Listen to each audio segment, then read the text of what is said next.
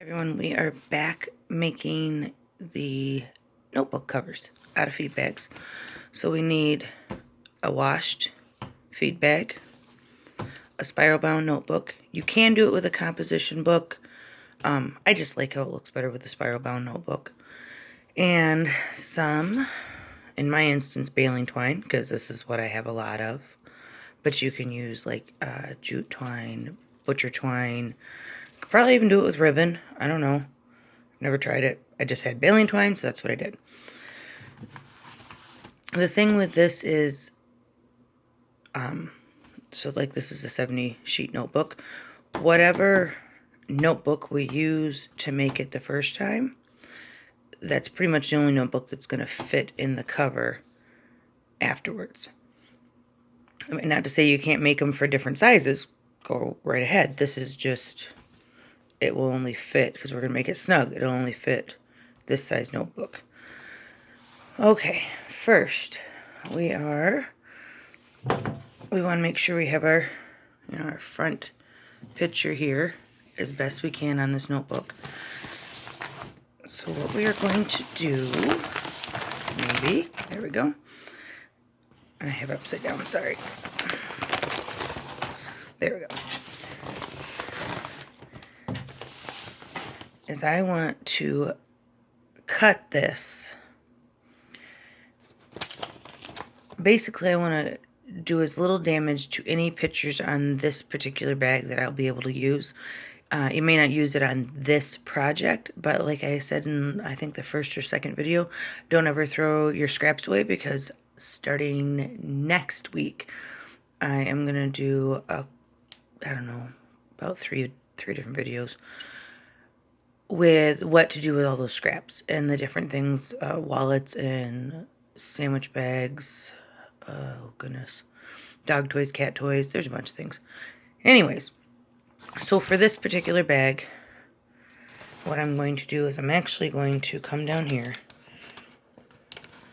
and cut, cut along this fold right there. Now that I have it cut open,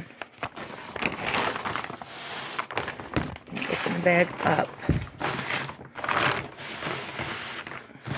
And this is going to be for this particular notebook, you can do it however you want, but for this one, this is going to be the main picture on the front of our notebook. And this is a super, super easy, simple, and cute thing to make. You can do it for, notebooks for school. You can do it for diaries or project notebooks. I have a couple different ones, like for our breeding program for the birds, so I can track breeding schedules and weight gain and hatch rates and everything else. I have one for markets to keep track of what I need to make for the next market. So you can use them for all different types of things. So we're going to slide our notebook. Right now we're just going to get our rough estimation of what's going to fit. So we're already here at the bottom of our notebook. I'm going to walk it up, and we're at the top here. I might have done this a few times, so that probably looks easier than it was. And just kind of use your fingers and see, this is where our edge is going to be. So this part will be on the back. Now, I'm going to try and scoot this over, because I really would like it if I got, I don't know if we can. That's about as close as we're going to get to getting this whole picture on there. So I've wrapped the notebook in the feed bag. We're going to take our scissors. Don't use your fabric scissors. Use regular scissors. And we're going to cut. So here's the edge. You'll feel it with your finger. This is the edge of the notebook. So we're going to come up about 2 inches and cut. I'm going to cut to this fold line here. So it's going to give us, actually probably coming more, because I only want 2 inches of fold over flap here. And I'm going to do it here. So I'm going to do it all the way around the notebook that's inside. Okay. I've cut this out. And this piece of feed bag, we're going to set it aside for next time. And what you're going to do, we're going to do we'll do the front first because we want to make sure our picture lines up. So you're going to open this up. You're going to open just the top cardboardy piece of the notebook. What you're going to do is you're going to fold that so it is snug to the cardboard piece, and you're going to finger press it all the way down.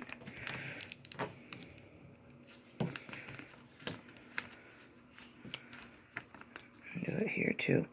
Now, you're going to put this in your machine and you are going to stitch, not on the cardboard, just the feed bag part, but close to the cardboard, within about a 1/2 to 1/4 of an inch. Here and up here, we're making a little sleeve pocket for this to sit in.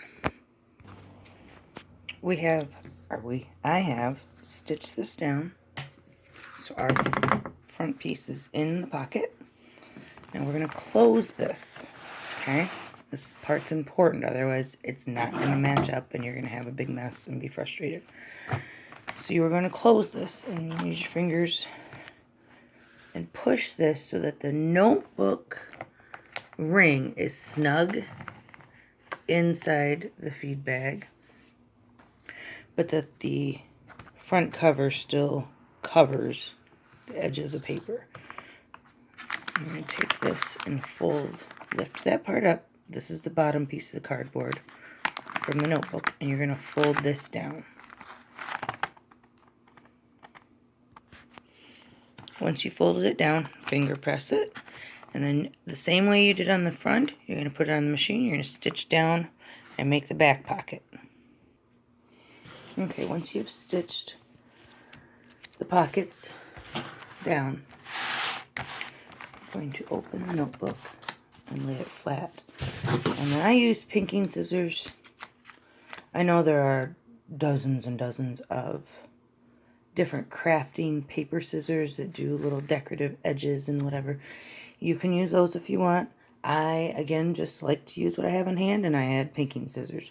So what you're going to do is you're going to cut, basically you're just going to use the edge of your scissors and cut on a straight line.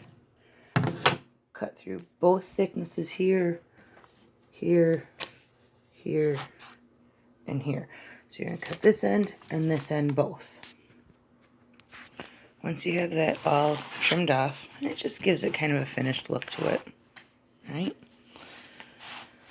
Okay, you're going to take your regular paper scissors, and on this edge here, we're going to cut a slit right here and a slit here at the bottom so that we'll be able to fold this up.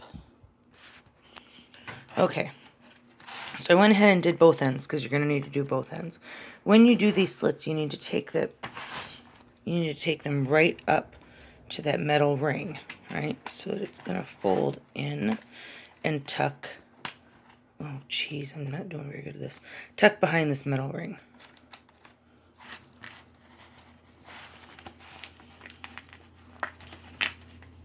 There we go.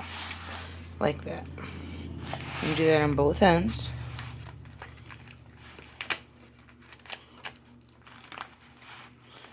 Maybe. It's always got to be one that's difficult. Okay, now that I have them both done, we're going to take our twine or ribbon or whatever it is you've decided to use. Again, I have a lot of baling twine, so baling twine's what I use. And sometimes I put a piece of tape